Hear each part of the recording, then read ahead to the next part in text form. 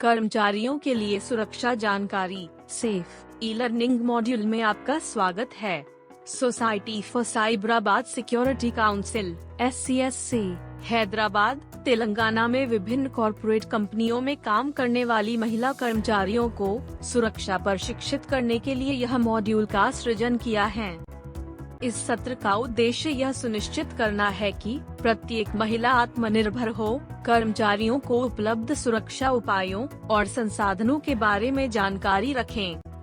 इस मॉड्यूल में society for Cyberabad security council (SCSC) और वुमेन्स फोरम का परिचय मिलेगा। महिला सुरक्षा और सुरक्षा की विभिन्न पहलों और नीतियों के बारे में जानेंगे। महिलाओं की सुरक्षा के लिए उपलब्ध विभिन्न कानून और धाराओं को समझेंगे और जरूरत के समय में उपयोग करने के लिए हेल्पलाइन नंबर्स भी जानेंगे। इस मॉड्यूल को पूरा करने के बाद आपको परीक्षण के लिए नेविगेट किया जाएगा। टेस्ट पास करने और सेफ सर्टिफिकेट पाने के लिए आपको कम से कम 100% स्कोर करना होगा। Society for Cyberabad security council (SCSC) Cyberabad police commissionerate और IT उद्योग का एक संयुक्त उद्यम है। यह परिषद व्यक्तिगत सुरक्षा, विशेषकर महिला सुरक्षा, यातायात सुरक्षा, साइबर सुरक्षा और सूचना सुरक्षा पर उच्च प्राथमिकता देती है। महिला फोरम महिलाओं की सुरक्षा और सुरक्षा से संबंधित मुद्दों को संबोधित करने के लिए एक मंच है। साइबराबाद में महिलाओं के लिए जागरूकता प्रदान करता है, विशेष रूप से IT, ITES और अन्य प्रमुख संगठनों में काम करने वाले लोगों को सुरक्षा और सुरक्षा के मुद्दों का सामना करने और प्रतिक्रिया देने में मदद करता है। फोरम का नारा है 3R का निर्माण करना: सम्मान, पहुँच और वृद्धि। सम्मान, कार्यस्थल में महिलाओं के लिए अनुकूल माहौल बनाना और समान सम्मान सुनिश्चित करना। पहुंच, सख्त सुरक्षा उपाय और प्रक्रियाएं, कार्यस्थल में महिलाओं की सहायता के लिए सुविधाएं। वृद्धि, महिलाओं के विकास, उन्नति और मार्गदर्शन के अवसर। SCSC महिला फोरम देश में महिला कार्यबल की उपस्थिति बढ़ाने पर एक विचारशील शुरुआत के साथ 4 प्रमुख क्षेत्रों पर ध्यान केंद्रित किया: सुरक्षित कार्यस्थल, सुरक्षित प्रवास, सुरक्षित यात्रा और सुरक्षित जीवन। वर्तमान में महिला फोरम की 8 पहलें हैं: Margadarshak program, she shuttles, project safe stay, Sanghamitra, she safe app, women conclaves, women safety sessions, radiant Hyderabad. इस सत्र में आप समझेंगे कि यह कार्यक्रम क्या है, मार्गदर्शक कौन है और महिलाओं के खिलाफ विभिन्न प्रकार की हिंसा और मार्गदर्शक कैसे पुलिस और कानूनी सहायता प्राप्त करने में सहायता करते हैं। शोध से पता चलता है कि भारत में कई महिलाएं हिंसा या दुर्व्यवहार के खिलाफ नहीं खड़ी होती हैं, क्योंकि वे सामाजिक और कानूनी ढांचे में उनकी मदद के बारे में सुनिश्चित नहीं हैं। मार्गदर्शक कार्यक्रम महिलाओं को मार्गदर्शन, जागरूकता, सहायता प्रदान करने के लिए शुरू किया गया है। मार्गदर्शक का मतलब है घरेलू हिंसा, उत्पीड़न और ऑनलाइन दुरुपयोग के शिकार हुए लोगों को व्यावहारिक सहायता प्रदान करने वाली पुरुषों और महिलाओं की एक सेना। पुलिस, कानूनी पेशेवरों और मनोवैज्ञानिकों द्वारा प्रदान किए गए प्रशिक्षण के 20 से अधिक घंटे। साइबराबाद और राचकोंडा आयुक्तों में IT, ITS के कंपनियों, होटलों और अस्पतालों में प्रशिक्षित मार्गदर्शक है। संगठनों की आंतरिक शिकायत समिति के दायरे से परे यह कार्यक्रम अनिवार्य है। यदि पीड़िता का शारीरिक हिंसा, यौन हिंसा, भावनात्मक हिंसा, मनोवैज्ञानिक हिंसा, आध्यात्मिक हिंसा, सांस्कृतिक हिंसा जैसे उल्लंघन किया जाता है या मौखिक दुर्व्यवहार, वित्तीय दुर्व्यवहार, डिजिटल दुरुपयोग, उपेक्षा, साइबर से संबंधित मुद्दों, घूरने और उत्पीड़न के माध्यम से दुर्व्यवहार, वे मार्गदर्शक तक पहुंच सकते हैं। मार्गदर्शक हिंसा या दुरुपयोग के मामलों में गुप्त सहायता प्रदान करता है, पुलिस से परामर्श करने का एक मार्ग प्रदान करता है, जरूरत पड़ने पर पुलिस और कानूनी सहायता के लिए अनुकूल वातावरण प्रदान करता है। क्या आप मार्गदर्शक कार्यक्रम से प्रेरित हैं? महिलाओं को मार्गदर्शन, समझ और सहायता प्रदान करना चाहते हैं? शी सेफ मोबाइल एप्लीकेशन का उपयोग करके आगामी बैच के लिए नामांकन करें। इस खंड में आप शी शटल की प्रमुख विशेषताओं को समझेंगे।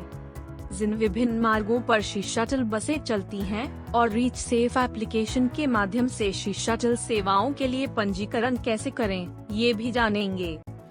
शी शटल 2015 में साइबर यात्रियों के लिए सुरक्षित यात्रा को बढ़ावा देने और अंत स्थलों को महिला यात्रियों को जोड़ने के बुलंद लक्ष्य के साथ लॉन्च किया गया था। स्मार्ट ऐप रीच सेफ के माध्यम से यात्रा शुरू से अंत तक महिला कर्मचारियों का समर्थन करती है। शी शटल CCTV, एक महिला सुरक्षा गार्ड और पैनिक बटन के साथ स्मार्ट ऐप के साथ उच्च सुरक्षा मानक प्रदान करता है।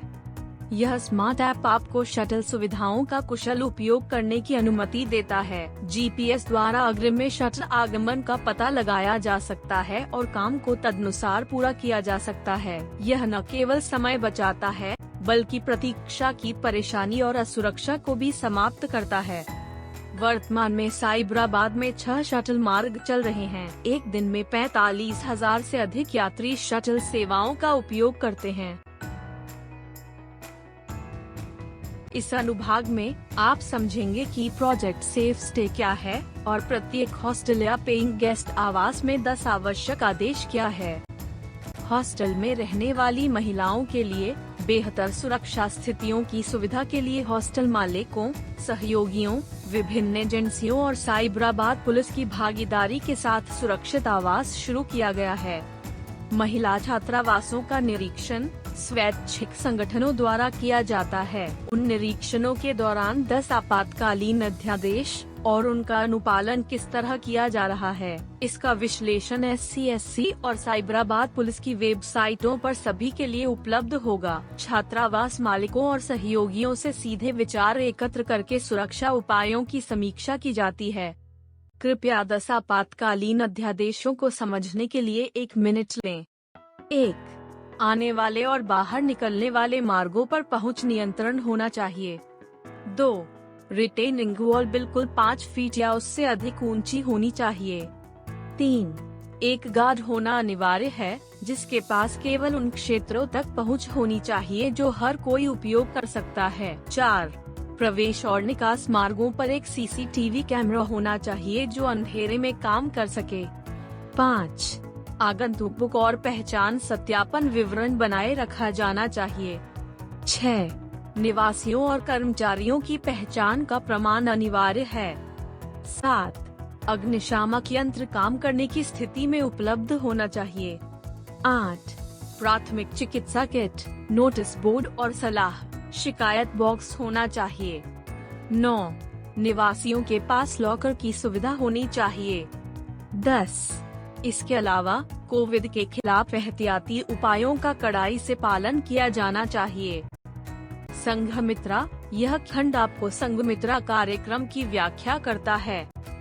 संघमित्रा, जैसा कि नाम से ही स्पष्ट है कि यह एक मित्र है जिनके पास पेशेवर मदद लेने के लिए कानून और प्रक्रियाओं के विभिन्न पहलुओं के बारे में जानकारी है, जिनके पास अपने समुदाय के किसी व्यक्ति की सहायता के लिए संसाधन उपलब्ध हैं। जरूरत पड़ने पर समुदाय के सदस्यों और पुलिस के बीच सेतु बने। संघमित्रा पीड़ितों के लिए उपलब्ध विभिन्न प्रकार की सहायता के बारे में जागरूकता बढ़ाने का प्रयास। पुलिस और पुलिसिंग के बारे में कुछ मिथकों को दूर करने के लिए एक संरचित दृष्टिकोण। एक कार्यक्रम जो समय और उचित सहायता प्रदान करता है जहां जरूरत होती है। महिलाओं को समाज में अपना समान स्थान दिलाने के लिए सशक्त करने का प्रयास। समस्याओं और समाधानों के बीच का सेतु। एक बेहतर समाज के निर्माण की दिशा में एक कदम। क्या आप संघमित्रा कार्यक्रम से प्रेरित हैं? जरूरत के समय में अपने समुदाय की मदद करना चाहते हैं?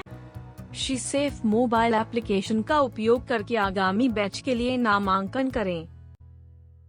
सुरक्षा जिम्मेदारी किसकी? सरकार, कंपनियों और कर्मचारियों को सामूहिक रूप से महिला कर्मचारियों की सुरक्षा के लिए जिम्मेदार होना चाहिए। यह सरकार की जिम्मेदारी है कि वह पर्याप्त सार्वजनिक परिवहन प्रदान करे। निजी परिवहन में नियंत्रण के उपाय करना, एक बेहतर सुरक्षा प्रणाली होना, निगरानी के लिए CCTV निगरानी और जागरूकता कार्यक्रमों का आयोजन, महिला पुलिस स्टेशन और शी टीमों को लैस करना, संगठनात्मक जिम्मेदारी, पाली में काम करने वाले कर्मचारियों के लिए परिवहन सुविधा प्रदान करना और नियमित आत्मरक्षा कार्यक्रम आयोजित करना। उपलब्ध विभिन्न सुरक्षा संसाधनों के बारे में कर्मचारियों को शिक्षित करना। आवश्यक कर्मचारियों की पहचान करना और परामर्श के लिए व्यवस्था करना। हर कर्मचारी के लिए सुरक्षा और सुरक्षा के उपायों को अनिवार्य बनाना। कर्मचारी की जिम्मेदारी, स्थितियों, परिवेश और खुद को बचाने के तरीकों के बारे में जागरूक और सतर्क रहना। सक्रिय रूप से जानकारी प्रदान करना और संदिग्ध स्थिति में सही सहायता प्राप्त करना। 6 सुरक्षा नियम। आत्मरक्षा के लिए इन 6 सुरक्षा नियमों का पालन आवश्यक है। जानो, सुरक्षा उपायों और संसाधनों के बारे में जानें। जागो, असुरक्षित दिखने वाले क्षेत्रों में भटकने से बचें। सोचो, जब किसी खतरनाक स्थिति में डर को दूर करें और स्थिति का आकलन करें। समझो, अपने आसपास के लोगों के दृष्टिकोण और व्यवहार का निरीक्षण करें। पहचानो, खतरनाक स्थितियों से बचने के सही तरीकों की तलाश करें। पूछो, मदद मांगने में संकोच न करें। आज की दुनिया में हर समय हमारा फोन हमारे पास न होना हमें असुरक्षित महसूस कराता है। हालांकि महिलाओं के लिए केवल उनका फोन होना ही काफी नहीं है और यही कारण है कि तेलंगाना में महिलाओं को सुरक्षा और सुरक्षा प्रदान करने के लिए society for Cyberabad security council ने शी सेफ ऐप विकसित किया है। शी सेफ ऐप एक डिजिटल प्लेटफॉर्म जिसमें SC/SC महिला फोरम की सभी गतिविधियों के साथ साथ हॉकाई SOS सुविधा भी शामिल है। एप्लीकेशन महिला कर्मचारियों, मार्गदर्शक, SC/SC सचिवालय कर्मचारियों, पुलिस, विभिन्न सेवा प्रदाताओं और SC/SC महिला फोरम की घटनाओं में प्रतिभागियों को जानकारी साझा करने के लिए एक संयुक्त मंच है। हॉकाई ऐप यह महिलाओं की सुरक्षा के लिए निर्मित तेलंगाना पुलिस की आधिकारिक ऐप है। इस ऐप के माध्यम से विभिन्न उल्लंघनों की सूचना दी जा सकती है। महिलाओं के लिए सुरक्षित यात्रा संभव है। SOS सुविधा पुलिस को तत्काल आपातकालीन जानकारी प्रदान करना संभव बनाती है। खतरे के समय में उपयोग की जाने वाली संख्याओं का विवरण ज्ञात है। पहले की गई शिकायतों की वर्तमान स्थिति का पता लगाएं। साथ ही समय समय पर ऐप के जरिए ट्रैफिक की स्थिति पर नजर रखी जा सकती है। महिलाओं और बच्चों की सुरक्षा के लिए स्थापित कानूनों और प्रावधानों को जानना सभी के लिए महत्वपूर्ण है और इसके परिणाम प्रतिद्वंद्वी को भुगतने होंगे। आइए अब हम इन्हें विस्तार से समझते हैं। इंफॉर्मेशन टेक्नोलॉजी एक्ट 2000 अधिनियम इलेक्ट्रॉनिक रिकॉर्ड और डिजिटल हस्ताक्षर को मान्यता देकर एक कानूनी ढांचा प्रदान करता है। यह साइबर अपराधों को भी परिभाषित करता है और उनके लिए दंड निर्धारित करता है। इस कानून के तहत महिलाओं के खिलाफ कुछ अपराध और दंड, online fraud, Facebook, social networking websites जैसे फेक लॉटरी और जॉब ऑफर्स पर मैट्रिमोनियल वेबसाइट्स का गलत इस्तेमाल करके फेक रोमांटिक इरादे। धारा 66D के अनुसार 3 वर्ष तक का कारावास और 1 लाख रुपए तक का जुर्माना। गोपनीयता का उल्लंघन, किसी व्यक्ति के निजी क्षेत्रों की छवियों को कैप्चर करना और प्रसारित करना। धारा 66 के अनुसार 3 वर्ष तक का कारावास और 2 लाख रुपए तक का जुर्माना। अश्लील प्रोफाइल बनाना, अश्लील ईमेल भेजना। धारा 67 के अनुसार 3 वर्ष तक का कारावास और 2 लाख रुपए तक का जुर्माना। इंटरनेट पर यौन रूप से स्पष्ट सामग्री प्रसारित करना, पीड़ितों की पहचान जैसे नाम, फोन नंबर, अश्लील वेबसाइट पर तस्वीरें आदि पोस्ट करना। 5 वर्ष तक का कारावास और 10 लाख रुपए तक का जुर्माना। धारा 67 के तहत यौन क्रिया में संलग्न छोटे बच्चों की ऐसी छवियों का फिल्मांकन, प्रकाशन, प्रसारण और डाउनलोड करना। यौन क्रिया के लिए छोटे बच्चों के साथ ऑनलाइन संबंध स्थापित करना। धारा 66B के तहत सजा 5 वर्ष तक का कारावास है और 10 लाख रुपए तक का जुर्माना है। यदि दोहराया गया 7 साल तक कारावास और 10 लाख रुपए तक का जुर्माना। कार्यस्थल में महिलाओं के यौन उत्पीड़न का एक्ट 2013 कानून का उद्देश्य कार्यस्थल में महिलाओं को यौन उत्पीड़न से बचाना और यौन उत्पीड़न की शिकायतों को रोकना और उनका समाधान करना है। निम्नलिखित में से कोई एक या अधिक अपराध इस कानून के अंतर्गत आते हैं। 1. शारीरिक स्पर्श और अनावश्यक पहल। 2. यौन सहायता का आह्वान या आदेश देना। 3. यौन टिप्पणी करना। 4. पोर्नोग्राफी का प्रदर्शन। 5. कोई अन्य यौन, शारीरिक या अपमानजनक व्यवहार। धारा 354 और 509 IPC के तहत 5 से 7 साल तक कारावास। घरेलू हिंसा से महिलाओं का संरक्षण एक्ट 2005। यह कानून घरेलू हिंसा के किसी भी रूप में महिलाओं के संवैधानिक रूप से विरासत में मिले अधिकारों की रक्षा करने का कार्य करता है। इस अधिनियम के तहत दिए गए अधिकार: निवास के आदेश, उसी घर में निवास जारी रखना, रक्षा आदेश, संरक्षण और सहायता प्राप्त करना, संरक्षण आदेश, अपने बच्चों को अपने साथ रखने की सक्षमता, मुआवजे के आदेश, मौद्रिक राहत।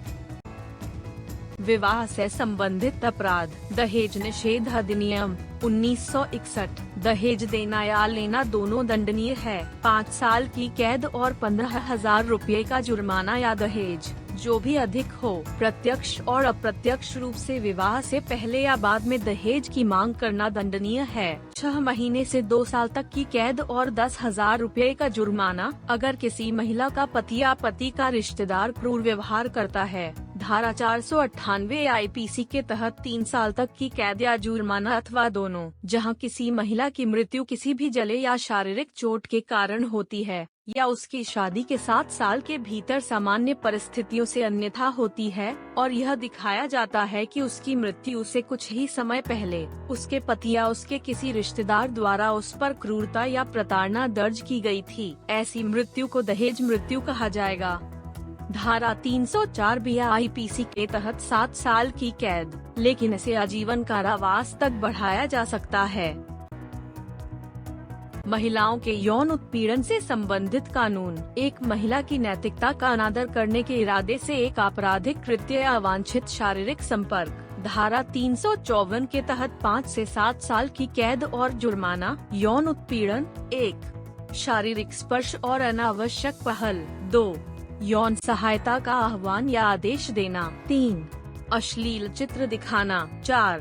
यौन टिप्पणी करना।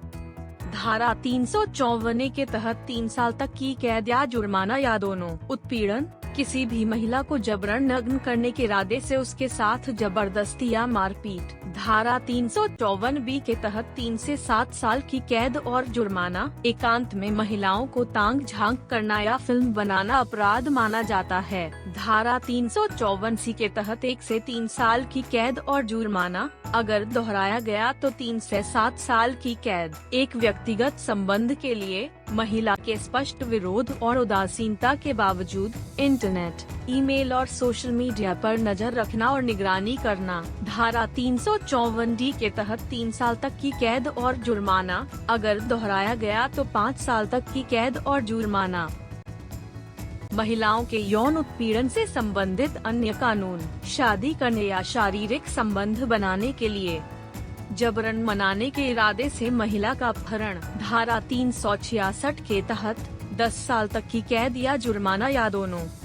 महिलाओं की गरिमा का अपमान करना। धारा 509 के तहत 1 साल तक की कैद या जुर्माना या दोनों। एसिड अटैक के कारण स्थायी या आंशिक क्षति या जलन या विकृति। धारा 326 से 326B के तहत 5 वर्ष तक का कारावास या आजीवन कारावास और जुर्माना। जलाने या विघटित करने के इरादे से तेजाब फेंकने का प्रयास। धारा 326B के तहत कम से कम 5 साल की कैद, 7 साल तक की सजा और जुर्माना। नंबर सेव करें। किसी भी खतरे की स्थिति में पुलिस से संपर्क करने के लिए 100 नंबर डायल करें। इन नंबरों को सेव करें: Cyberabad commissionerate 9490617444। Hyderabad commissionerate 9490616555। Rachakonda commissionerate 9490617111। सभी सब इंस्पेक्टर्स और वरिष्ठ अधिकारी जुड़े हुए हैं। संदेश, ऑडियो या वीडियो क्लिपिंग भेजकर या अपराध, महिला उत्पीड़न, eve teasing, traffic, law and order आदि से संबंधित चित्रों को साझा करके नागरिक शिकायत, रिपोर्ट, सुझाव और अपडेट कर सकते हैं।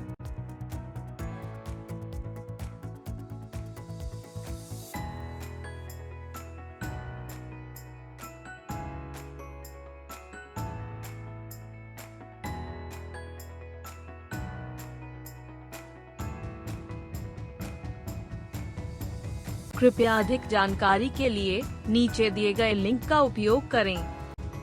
परीक्षण शुरू करने के लिए अगला बटन पर क्लिक करें। सेफ सर्टिफिकेट पाने के लिए आपको 100% स्कोर करना होगा। All the best.